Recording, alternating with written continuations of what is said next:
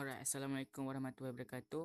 Okay, hari ni Fan nak share macam mana kita nak letakkan income kita dalam bisnes Jutawan app ni. Okay, macam aplikasi Jutawan ni.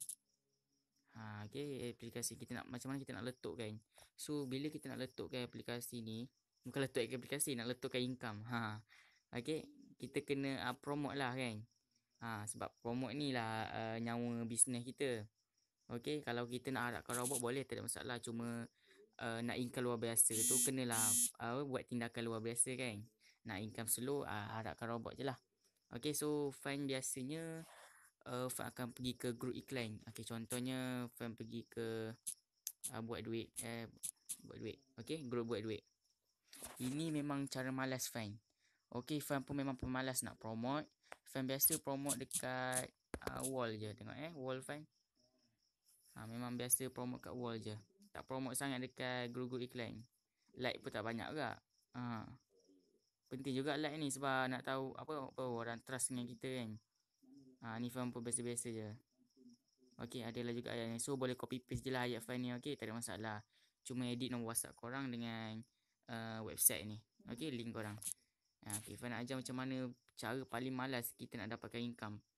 So kita ni test je lah grup buat duit ni. Banyak lagi grup lain. Okay, ni contoh lah bisnes. Ni bisnes Tuan Excel ni. Okay, bisnes Tuan Excel ni. Kita promote bisnes kita kan, Jutawan app. Okay, so Fan nak ajar cara malas. Korang malas nak promote ataupun yang kurang pandai promote, kurang pandai IT ke apa kan, hanya ambil je nombor WhatsApp prospek. Okay, mudah sangat. Tapi Fan tak nak, satu je Fan minta. Jangan ambil nombor WhatsApp prospek daripada iklan tim kita sendiri.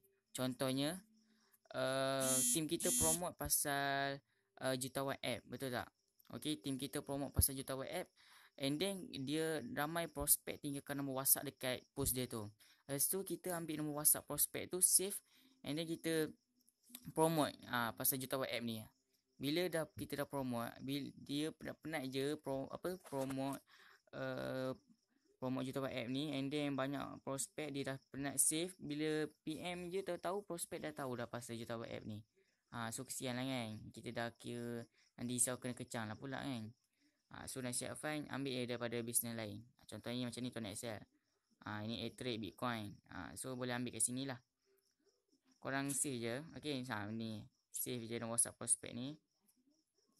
Kalau boleh